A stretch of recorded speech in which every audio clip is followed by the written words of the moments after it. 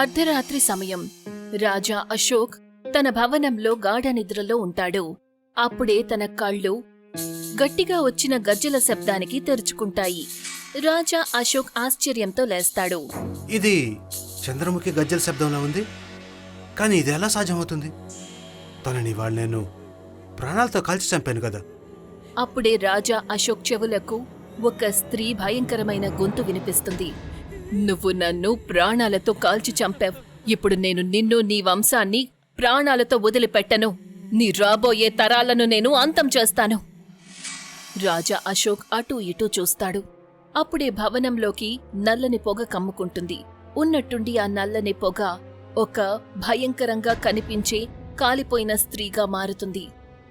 నువ్వు చంద్రముఖివి కదా? అవును, నేను చంద్రముఖిని. నీ మీద పగ తీర్చుకోవడానికి మళ్ళీ ఈ లోకంలోకొచ్చాను. నీ కుటుంబాన్ని నేను పూర్తిగా అంతం చేసేంత వరకు ఇక్కడ్నుంచి తిరిగి వెళ్లను. ఉన్నట్టుండి రాజా అశోక్ శరీరానికి నిప్పంటుకుంటుంది.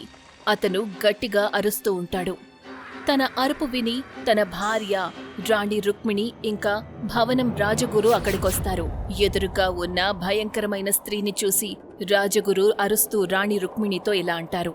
మహారాణి, తను చంద్రముఖి. తను తిరిగొచ్చింది. మీ పుత్రుని తీసుకుని ఈ భవనం నుంచి దూరంగా వెళ్ళిపోండి. మళ్ళీ ఇంకెప్పుడు ఇక్కడ తిరిగి రాకండి. చంద్రముఖిని ఈ గదిలో బంధించేస్తాను. ఏ రోజైతే ఈ తలుపు తెరుచుకుంటుందో ఆ రోజు చంద్రముఖి విముక్తిని పొంది అల్లకల్లోలం సృష్టిస్తుంది. ఆ మాట చెప్పి రాజగురు తన మెడలో ఉన్న ఓం లాకెట్ని తీసి చంద్రముఖి ముందు ఉంచుతాడు. చంద్రముఖి మళ్లీ నల్లని పొగలా మారిపోతుంది. రాజగురు వెంటనే రాణి రుక్మిణిని తీసుకుని రాజా అశోక్ భవనం నుండి బయటికి వస్తాడు. ఆ తర్వాత తలుపుని మూసేస్తాడు. ఆ ఓం లాకెట్ని తలుపు గొళ్ళానికి తగిలిస్తాడు. ఆ సంఘటన జరిగిన 200 సంవత్సరాల తరువాత కౌశల్యాదేవి తన బంగళా గార్డెన్లో మొక్కలకు నీళ్లు పోస్తూ ఉంటుంది. అప్పుడే ఒక లగ్జరీ కార్ అక్కడికి వచ్చి ఆగుతుంది. ఆ కార్ లోపల్నుంచి కౌశల్యాదేవి కొడుకు ఆర్యన్ ఒక అందమైన అమ్మాయితో కౌశల్యాదేవి దగ్గరికి వెళ్తాడు. Good morning ma'am. బహుశా లండన్లో ఉండి నువ్వు నీ సంస్కారాలను మర్చిపోయినట్టున్నావు. ఆర్యన్, ఇక్కడ మనం నమస్కారం పెట్టుకుంటాం. నీతో వచ్చిన ఈ అమ్మాయి ఎవరు? అమ్మా, తన పేరు పూనం. నేను పూనంని లండన్లోనే పెళ్లి చేసుకున్నాను.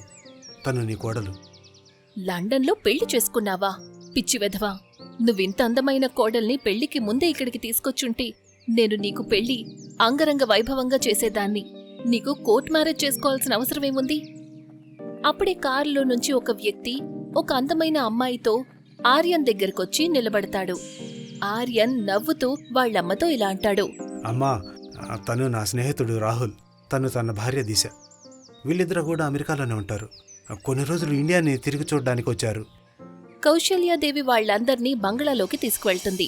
కాసేపటి తర్వాత ఆర్యన్ వాళ్లమ్మతో, పూనంకి మన సంగ్రామం భవనం చూడాలని చాలా ఆశగా ఉంది. యాక్చువల్లీ ఏంటంటే పూనంకి చరిత్ర అంటే చాలా ఇష్టం. నిజం చెప్పాలంటే రాహుల్ దిశ కూడా మన సంగ్రాంపూర్ భవనాన్ని చూడ్డానికి అమెరికా నుంచి ఇక్కడికి వచ్చారు. బాబూ, నీకు తెలుసు కదా ఆ బంగళా శపించబడిందని. దాని గురించి విచిత్రమైన కథలు ఉన్నాయి. మీ నాన్న నన్ను కూడా ఎప్పుడూ అక్కడికి వెళ్ళొద్దనేవారు. ఇవన్నీ పాత మాటలమ్మా. ఇప్పుడు కాలం చాలా మారిపోయింది. ఒకవేళ నీకు రావడం ఇష్టం లేకపోతే నువ్వు రావద్దు. కానీ నేను నా వైఫ్ ఇంకా స్నేహితులతో కలిసి ఆ బంగాళాకి తప్పకుండా వెళ్తాను. వద్దు బాబూ, నేను నిన్నక్కడికి ఒంటరిగా వెళ్ళనివ్వను. నీ భార్య, నీ స్నేహితులకు అక్కడికి వెళ్లాలని అంత ఆశగా ఉంటే నేను కూడా మీ అందరితో పాటు వస్తాను.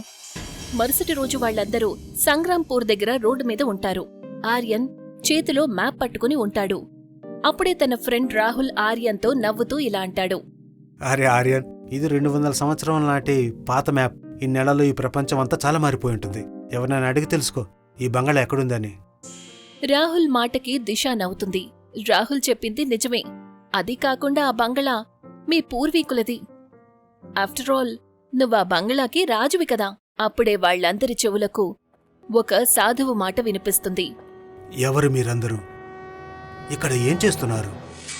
మేము సంగ్రాంపూర్ భవనానికి వెళ్ళాలి. సంగ్రాంపూర్ భవనం పేరు వినగానే సాధువు ఆశ్చర్యపోతాడు. సంగ్రాంపూర్ భవనంలో మీకు అసలేం పనుంది? నిజం చెప్పాలంటే నేను ఆ భవనానికి చెందిన వారి వారసుణ్ణి. అర్థమైంది. నా మాట వినండి. పట్టణానికి తిరిగి వెళ్ళండి. సంగ్రాంపూర్ భవనం మామూలు భవనం కాదది, చాలా భయంకరమైన భవనం. ఆ భవనంలో వాటికి చంద్రముఖి గజ్జల చప్పుడు అందరికీ వినిపిస్తూ ఉంటుంది.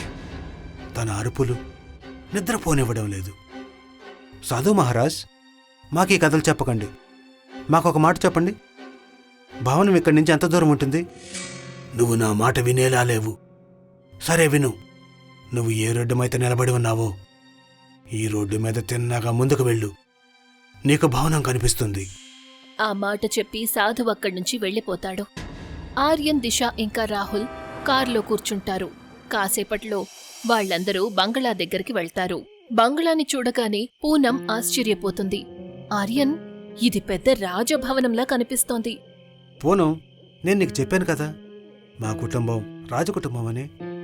అందరూ దీన్ని భవనం అంటారు. నిజానికి ఇది ఒక రాజు కోట. పద, లోపలికి వెళ్దాం. కాసేపటి తరువాత వాళ్లందరూ బంగళా లోపలికి వెళ్తారు. అప్పుడే పూనం దృష్టి బంగళాలో ఉన్న ఒక గది మీద పడుతుంది. ఈ గది బయట ఎందుకు ఓం లాకెట్ని తగిలించారు అంటారు. ఆ గదిలోనే చంద్రముఖి ఆత్మని బంధించారు అని. ఆ గదిని ఎట్టి పరిస్థితుల్లోనూ తెరవకూడదు. నా ఉద్దేశం ప్రకారం ఇక మనం వెళ్లి పడుకోవడం మంచిది. నువ్వు చెప్పింది నిజమేనమ్మా. రాహుల్ ఇంకా దిశ ఒక గదిలోకి వెళ్తారు. పూనం ఇంకా ఆర్యన్ బంగళాలో మరో గదిలోకి వెళ్తారు. కౌసల్యాదేవి కూడా వేరే గదిలోకి వెళ్లి పడుకుంటుంది. అర్ధరాత్రి సమయం అవుతుంది. ఉన్నట్టుండి పూనం చెవులకు గజ్జెల శబ్దం వినిపిస్తుంది. ఇవి గజ్జెల శబ్దం కదా. ఇది వింటుంటే ఈ బంగళా లోపల ఎవరో స్త్రీ నాట్యం చేస్తున్నట్టు అనిపిస్తోంది. కాని ఈ బంగళా ఎన్నో ఏళ్లుగా మూసుంది కదా. పూనం గజ్జెల శబ్దం ఎటువైపు నుంచొస్తుందో ఆ దిక్కున వెళ్తుంది. కాసేపట్లో పూనం ఆ గది దగ్గరికి వెళ్లి నిలబడుతుంది. ఆ గది బయట ఓం లాకెట్ తగిలించి ఉంటుంది. శబ్దమైతే ఈ గదిలోంచి వస్తోంది. కాని అత్తయ్య ఈ గది తలుపుని తెరవకూడదని చెప్పారు. ఏదైతేనే నేను వెళ్లి చూడాల్సిందే లోపలెవరున్నారని. పూనం ఆ గది తలుపుని తెరుస్తుంది. కాని ఎదురుగా ఉన్న దృశ్యాన్ని చూసి పూనం కళ్ళు ఆశ్చర్యంతో అలాగే ఉండిపోతాయి. సగం కాలిన స్త్రీ గజ్జెలు పెట్టుకుని నాట్యం చేస్తూ ఉంటుంది.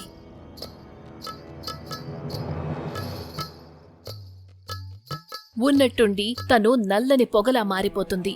పూనం ఎప్పుడైతే గట్టిగా అరవటానికి నోరు తెరుస్తుందో అప్పుడు ఆ నల్లని పొగ పూనం నోట్లోకి ప్రవేశిస్తుంది. కాసేపట్లో పూనం మొహం భయంకరంగా మారిపోతుంది. తను ఎంతో వేగంగా బయటికొచ్చి నాట్యం చేయటం మొదలుపెడుతుంది. గదిలో నిద్రపోతున్న దిశ ఉన్నట్టుండి లేస్తుంది. ఈ గజ్జెల శబ్దం ఎక్కడ్నుంచొస్తోంది? దిశ తన భర్త రాహుల్ని నిద్రలేపుతుంది. రాహుల్, చూడు, ఈ గజ్జెల శబ్దం ఎక్కడ్నుంచొస్తోంది? బహుశా బయటెవరో ఉన్నట్టున్నారు. రాహుల్ కళ్ళు నలుపుకుంటూ ఇలా అంటాడు. పడుకో దిశ, ఖచ్చితంగా ఆర్యనే అయి ఉంటాడు. మనల్ని భయపెట్టడానికి ఇలా చేస్తుంటాడు. లేదు రాహుల్, నాకు ఇంకేదో అనిపిస్తోంది. మనం బయటికి వెళ్లి చూడటమే మంచిది. నాకు చాలా భయంగా ఉంది. సరే అయితే పద, వెళ్ళి చూద్దాం బయటెవరున్నారనేది. రాహుల్ ఇంకా దిశ తమ గదిలో నుంచి బయటికి వస్తారు. కాని ఎదురుగా ఉన్న దృశ్యాన్ని చూసి దిశ వణికిపోతుంది.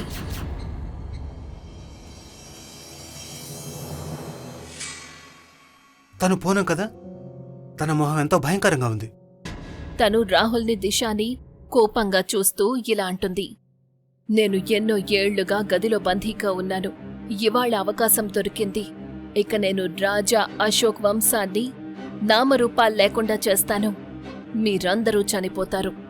ఉన్నట్టుండి రాహుల్, దిశ శరీరాలకు నిప్పంటుకుంటుంది. వాళ్ళిద్దరూ పూర్తిగా అరవటం మొదలు పెడతారు. వాళ్ళిద్దరి అరుపు విని ఆర్యన్ ఇంకా వాళ్లమ్మ కౌసల్య తమ తమ గదుల్లో నుంచి బయటికి వస్తారు. కౌసల్యాదేవి వణికిపోతూ ఆర్యన్తో అంటుంది. ఆర్యన్, తను కోడలు. బహుశా కోడలు శరీరంలో చంద్రముఖి ఆత్మ ప్రవేశించినట్టుంది. ఇప్పుడు తను మనలో ఎవ్వర్నీ ప్రాణాలతో వదిలిపెట్టదు. అప్పుడే పూనం శరీరంలో ఉన్న చంద్రముఖి ఆత్మ ఆర్యన్ని చూసి భయంకరంగా నవ్వుతూ ఉంటుంది. నువ్వే రాజా అశోక్ ఆఖరి వారసుడివి. నిన్ను చంపి నేను నా పగను తీర్చుకుంటాను. ఎవర్ని వదిలిపెట్టను. ఆ మాట చెప్పి భయంకరంగా మారిన పూనం ఆర్యన్ మీదకి దూకుతుంది. అంతలోనే తన చెవులకు ఒక బరువైన గొంతు వినిపిస్తుంది. నువ్వు అక్కడే ఆగు చంద్రముఖి. ఆ అమ్మాయి శరీరాన్ని వదిలిపెట్టు. ఆర్యన్ ఇంకా కౌసల్యాదేవి చూసేసరికి ఒక ముసలి సాధువు అక్కడ నిలబడి భయంకరంగా మారిన పూనంని కోపంగా చూస్తూ ఉంటాడు. భయంకరంగా ఉన్న పూనం ఆ సాధువు వైపు చూసి మరొక స్త్రీ గొంతుతో, రాజగురు, నువ్వింకా ప్రాణాలతోనే ఉన్నావా? నువ్వే నన్ను రాజా అశోక్ గదిలో బంధించావు. ఇప్పుడు నేను నిన్ను వదిలిపెట్టను. అప్పుడే ఆ ముసలి సాధువు తన సంచిలో నుంచి శ్మశానంలోని బూడిదను తీసి పూనం శరీరం మీదకు విసురుతాడు. ఉన్నట్టుండి భయంకరమైన పూనం నోరు తెరుస్తుంది. పూనం నోరు తెరవగానే ఆ నల్లని పొగ బయటికి వస్తుంది. నల్లని పొగ బయటికి వెళ్ళిపోతుంది. పూనం స్పృహ తప్పి పడిపోతుంది. ఒకానొక కాలంలో నేను ఈ భవనానికి రాజగురువునే. నేనే చంద్రముఖి ఆత్మను మహారాజు అశోక్ భవనంలో బంధించాను. ఆ గదిన బహుశా నీ భార్య తెరిచినట్టుంది. కానీ రాజా అశోక్ 200 సంవత్సరాల క్రితం నివసించేవారు. అవును, మాలాంటి సాధువుల యోగం ద్వారా ఏళ్ల తరబడి ప్రాణాలతో ఉంటాము. చంద్రముఖి రాజా అశోక్ దర్బారులో నాట్యం చేస్తూ ఉండేది. రాజా అశోక్ ఎప్పుడైతే తెలిసిందో చంద్రముఖి చేతబడి చేస్తుందని, తను చేతబడి చేయడం కోసం నిర్దోషులైన అమాయకులను బలిస్తుందని తెలిసినప్పుడు రాజా అశోక్ చంద్రముఖిని ప్రాణాలతో కాల్చేస్తాడు. ఆ తర్వాత చంద్రముఖి ఆత్మ పగ తీర్చుకోవడానికి నరకం నుండి తిరిగి వచ్చింది. అంటే చంద్రముఖి ఆత్మ ఇక్కడి నుంచి వెళ్ళిపోయిందా? ప్రస్తుతానికైతే ఇక్కడి నుంచి వెళ్ళిపోయింది. కానీ తను మళ్ళీ తప్పకుండా తిరిగి వస్తుంది. అందుకని ఇక మీరు ఎప్పుడూ కూడా ఈ భావనం వైపు తిరిగి కూడా చూడకండి. ఆ మాట చెప్పి రాజగురు అక్కడ్నుంచి వెళ్ళిపోతాడు. ఆర్యన్ తన భార్య పూనం ఇంకా అమ్మ కౌసల్యాదేవిని తీసుకుని తన ఇంటికి తిరిగి వెళ్ళిపోతాడు. తను ఇప్పటికీ తన స్నేహితుడు రాహుల్ దిశాని ఎంతో తలుచుకుంటాడు.